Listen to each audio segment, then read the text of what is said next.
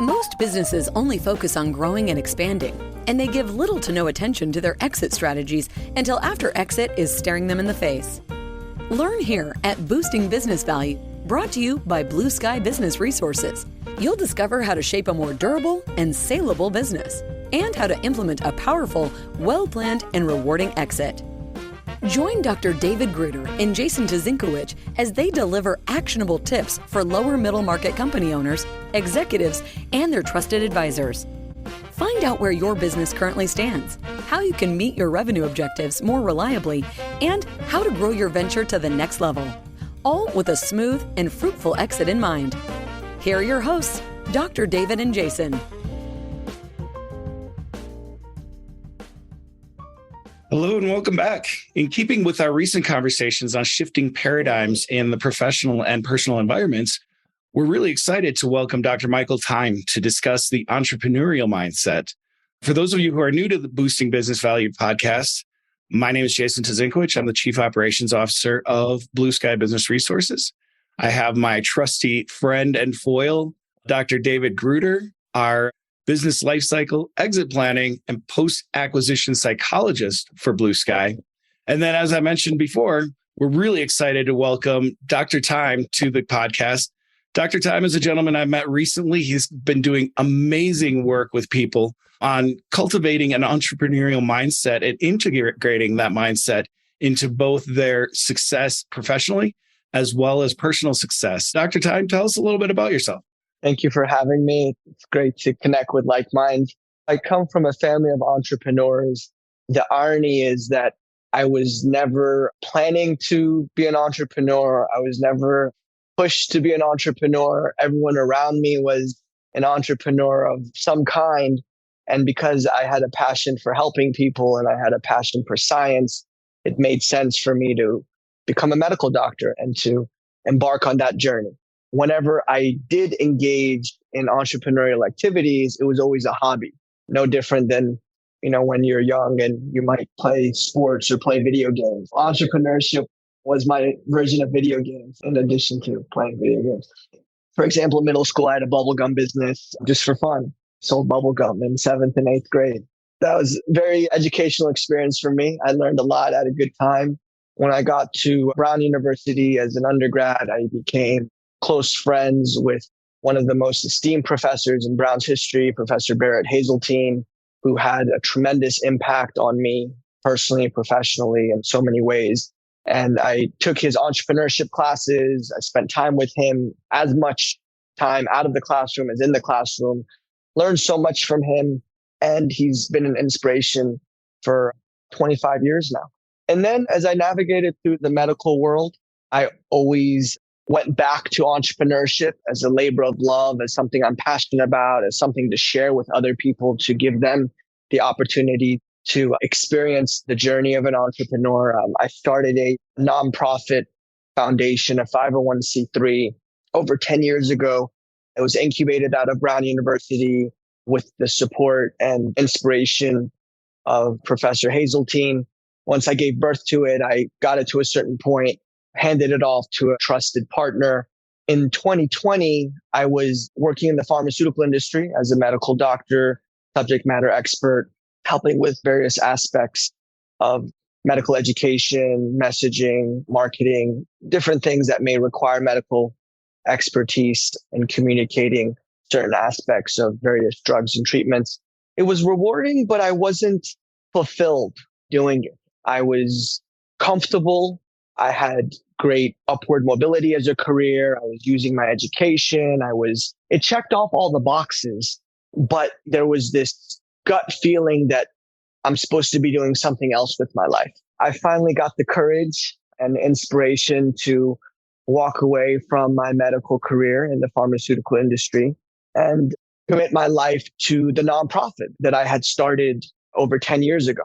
I decided to make it my life mission, and one thing led to the next, and here we are today. Great story about your origins.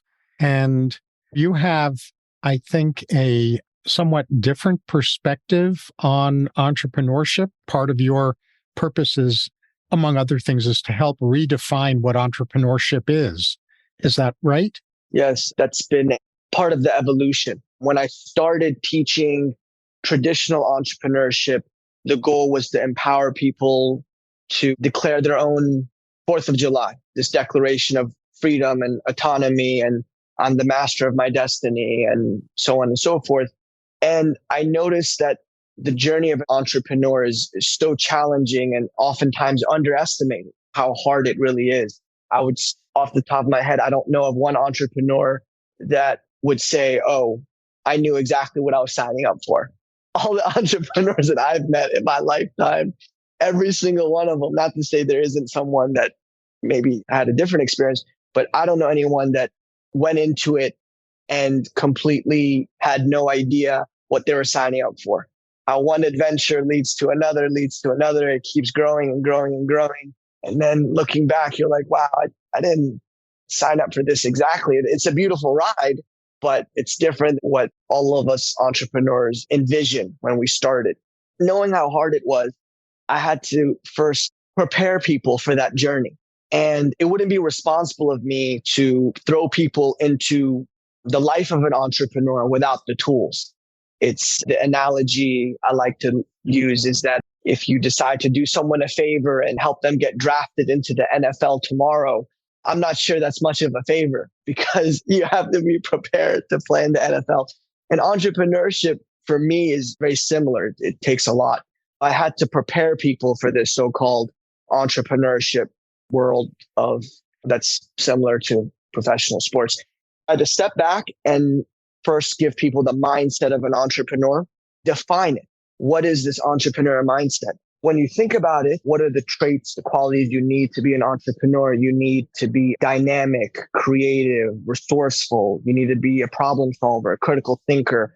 You need perseverance. You need courage. There's risk taking. There's all these things that go into it that you don't think about. You may do it intuitively, but when you think about everything you need to be successful as an entrepreneur and to have this mindset, you realize, wait a second, these are all the same things I need to succeed in life. When you prepare to be an entrepreneur and gain this entrepreneur mindset, you're gaining these transferable life skills that can apply to so many other areas of life. I went from teaching traditional entrepreneurship to teaching the mindset of an entrepreneur to teaching life and the transferable life skills that go with it through the lens of entrepreneurship. And that has led me to redefine entrepreneurship. It's no longer about starting a business. It's about thinking like an entrepreneur and acting like an entrepreneur and applying that approach, that mindset to different aspects of life, whether you're a doctor, a lawyer, a social worker, an athlete, a stay-at-home parent, whatever you do in life, if you embrace this entrepreneur mindset, you will be better at that. Well, that's really great. My framing for that in training entrepreneurs myself, and I'm going to share this really briefly because I'd like your impression about it, is that the top 3 most demanding personal development paths that exist are primary relationship, parenting, and entrepreneurship. That entrepreneurship grows us. It's a powerful self-development path. It's not like, oh, I'm going to be an entrepreneur and maybe along the way I'll grow. No, it is a growth path around which we get to build a business. Absolutely. I couldn't agree more. When I speak to groups, I tell them from the beginning, let's say I'm speaking to a group of 1,000 people, and I'll tell them, all of you can start a business today and all of you fail. I will still say to each and every one of you, congratulations. What you have gained in that process, personally, professionally, the mindset, the resilience, the courage, the creativity, the innovation, everything that you think was a waste. Oh, my business didn't succeed. I had to close my business. No, those are skills you'll take with you to other aspects of your life. And I think a lot of people miss that. They see it as black or white. Entrepreneurship means starting a business. Success means your business grows and thrives. That's it. And that's part of my redefining of entrepreneurship. It's the journey. It's not the outcome. And when you look at it from that perspective, you're setting up the game to win no matter what. We're very aligned on that. And I know you're aligned on that too, Jason. Yeah, I love what I'm hearing. And this type of mindset and this conversation is very similar to the introductory conversation that I had with Dr. Time, which is why I was so eager to bring him onto our podcast. Doctor, I guess doctors now, we've talked in past episodes about this concept of learned helplessness and needing to overcome that in order to be in control of your destiny and your team and your environment. And it sounds like a lot of the same thing. I love that comment that you made at the beginning with this creating your own declaration of independence. And I just think that's super powerful. And then the thing that we haven't touched into yet, with your organization Time Talks, you take this mindset and this mentality to a really broad swath of demographics and help them catalyze their own personal growth through these Time Talks. So tell us a little bit about your experience and your work with these different groups. There's really two broad categories. One is the philanthropy and the humanitarian work. Most organizations and nonprofits that have a social mission, they usually pick a lane, rightfully so, because each lane, let's say your lane is veterans or youth or minorities or immigrants or any of these groups, the need is infinite. You can serve the veteran community infinitely and the addiction community and returning citizens, people, that are coming out of incarceration. But we decided early on that we would try our best to be the personification of the American Constitution and say no to no one. Instead of saying, okay, we're going to help these veterans, but then if there's an addiction group, maybe we can't help that. We didn't want to make those type of decisions. In the past few years, I've had the privilege of working with nonprofits and government agencies to serve youth, adults, minorities, addiction centers, jails, veterans, immigrant groups, women's groups, whoever needs an extra helping hand in life, we're here to serve them. So that's the philanthropy and the humanitarian aspect of what I do. And that was my inspiration for leaving my medical pharmaceutical career, was to contribute to society. And then when I pivoted from traditional entrepreneurship to this entrepreneur mindset, I noticed that the people that I was teaching this mindset to, they were benefiting in so many ways unrelated to their entrepreneurial journey. They were becoming better employees at work, better parents, better athletes, better at everything, better chefs, better, you name it.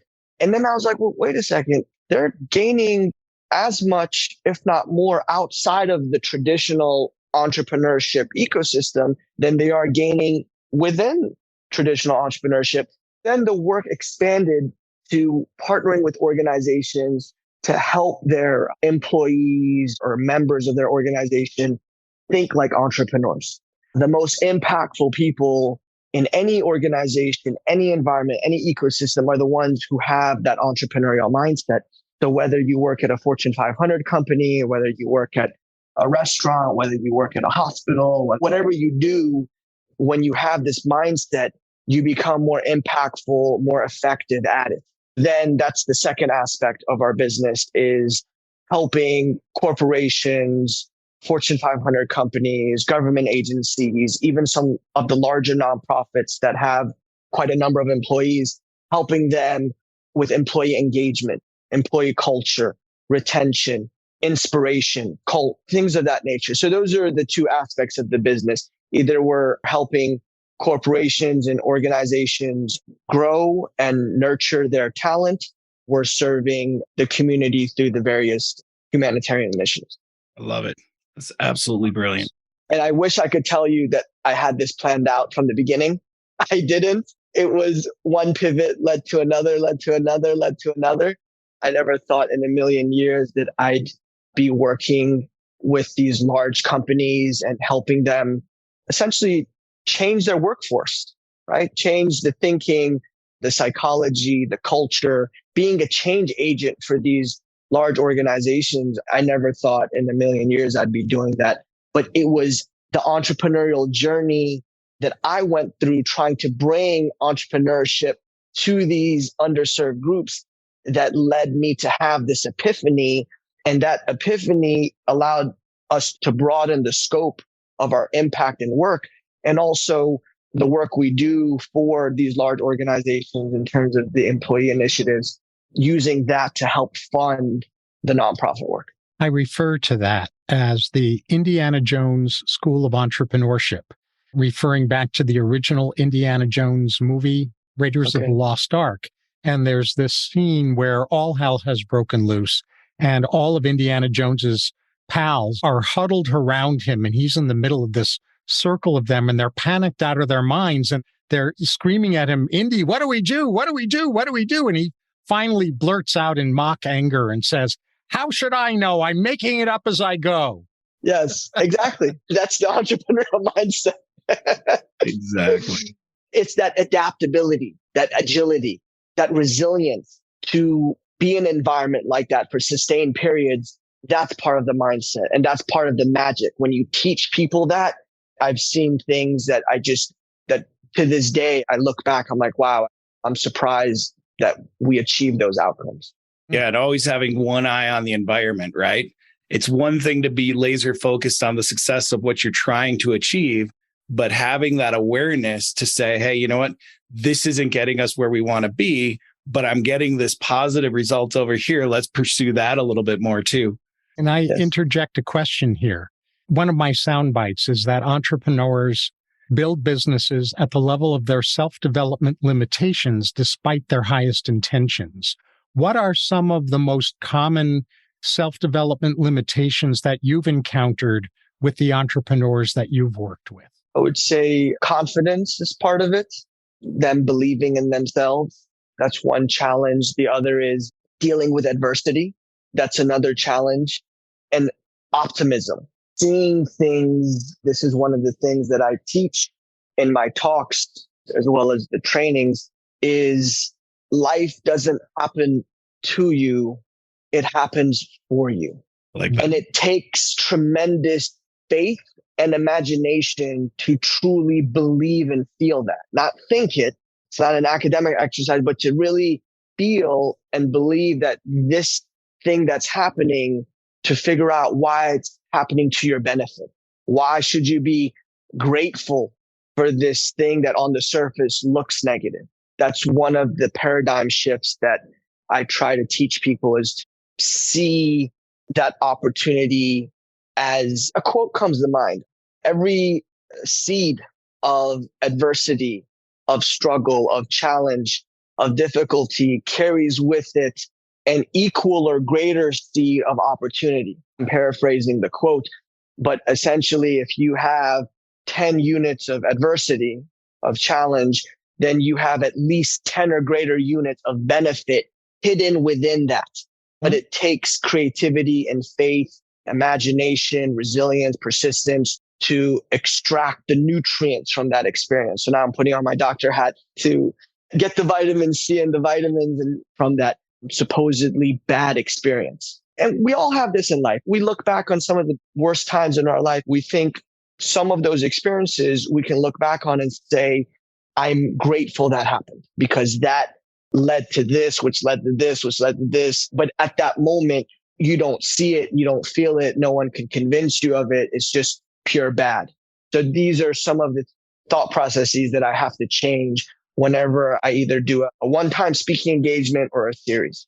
Yeah. And I agree with you. I mean, I have an acronym, AFGO, which stands, I'll give you the sanitized version for this show. AFGO stands for another friggin' growth opportunity.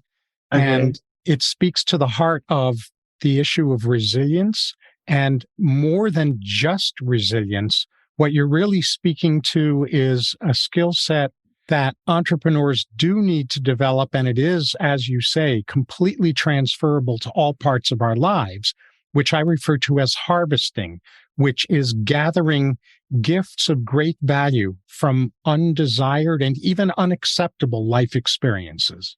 Absolutely. That's a beautiful way of summarizing it. That's spot on. One of the things that I like about these mindset exercises and this mindset work is that these can become habits. Some of my circles of friends, I get teased for being a silver linings guy, because the first thing, whenever anything really bad is happening, my first instinct by training is, where's the silver lining? What's the good that can be found in this? And then the second thing is to ask, what have I learned? This mindset work that you're talking about is really powerful because as you work on it, it grows stronger and becomes a part of your character. Absolutely. No, it becomes habit. I give you examples. I was doing something for a Marriott hotel. And after one of my talks, I was getting ready to leave the lobby doors to my left. And two of the employees that were just in my talk were on the right. I went up to them and thanked them for being great students, being engaged, participating, doing their homework. They were just like great students. So I was just thanking them for that level of dedication and how that makes it more rewarding for everyone that's participating in those talks. And they said something to me that I'll never forget. They said, Dr. Time, the inspiration, the hope, the wisdom, everything you give us to do better here at Marriott, we actually take it home and use it even more in our personal lives, which is why we're happier here. And at that moment, I had an epiphany because in my mind, whenever I'm serving the people, I'm used to doing it through a nonprofit, a government agency, a church, something like that. And in my mind, I guess I was a little distracted because they're part of the Marriott and they have $1 billion logo on their chest. Doesn't mean they're not the people.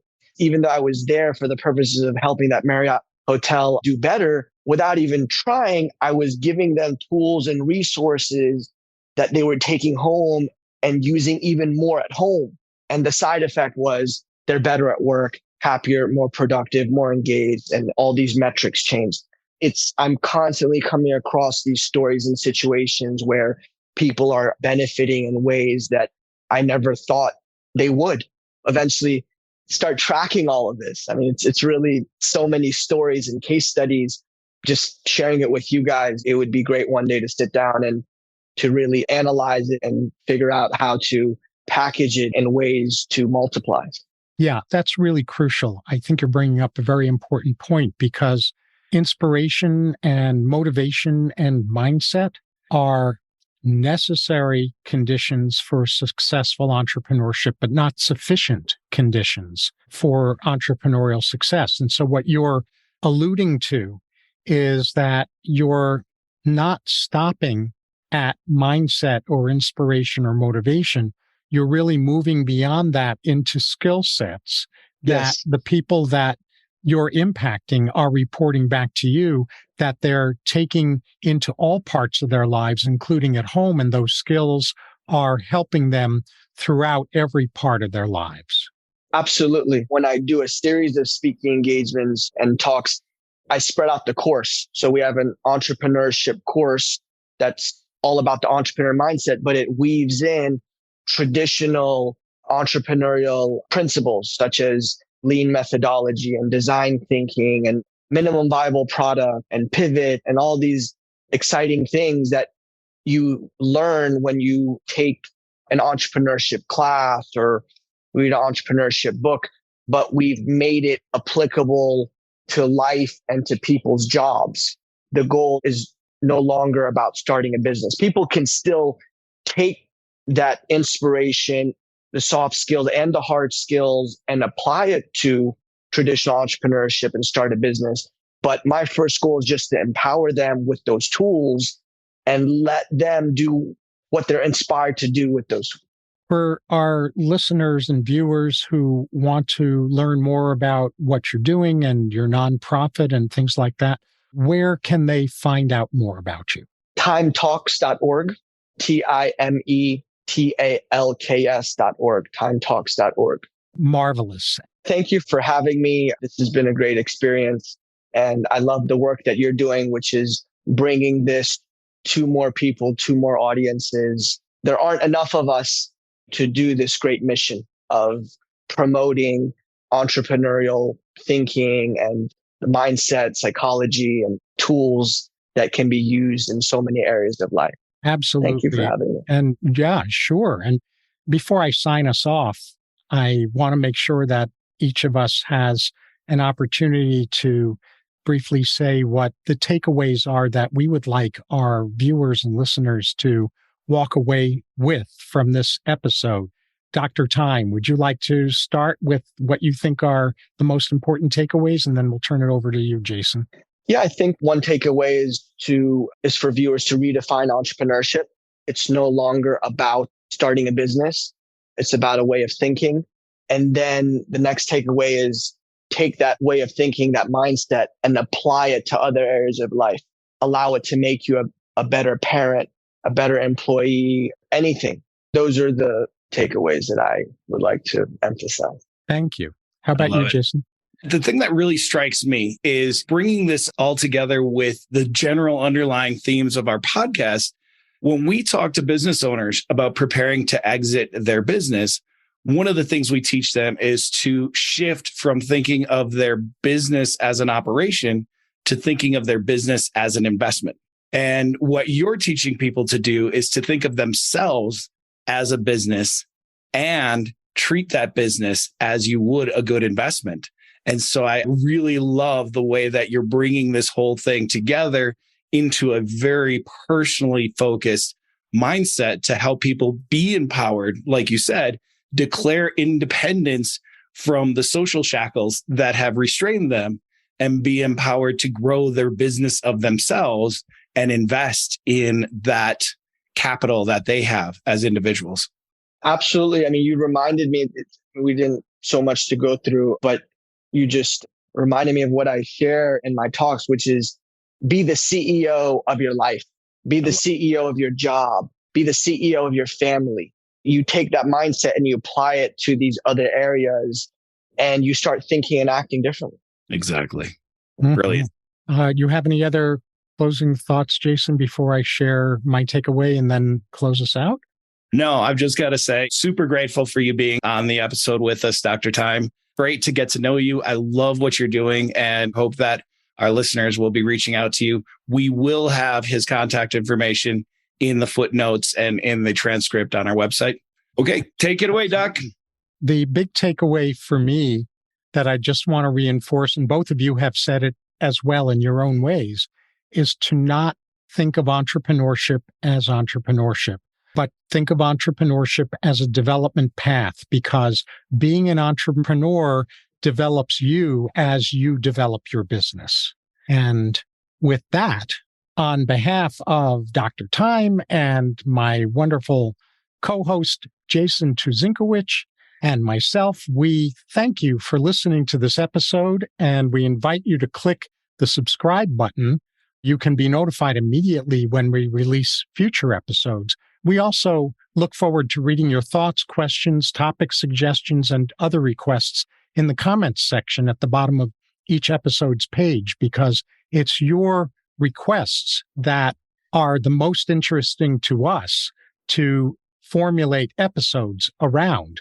All of the episode pages are available through blueskyadvisors.net/podcast.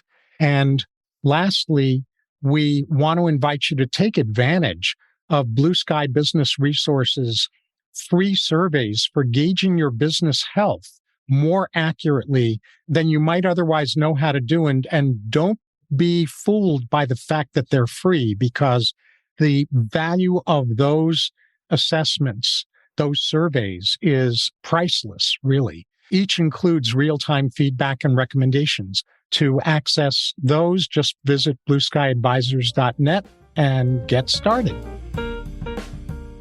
That's all for this episode of Boosting Business Value. May your new learning result in the smoothest and most profitable exit strategy for your business. With the right knowledge and guidance, the sky's the limit to what you can do. Do not miss an episode by subscribing to the show. And if you want to learn where your business currently stands, we also have free key opportunity assessments. Find all of them at blueskyadvisors.net/podcast. Thank you for joining us. See you on the next one.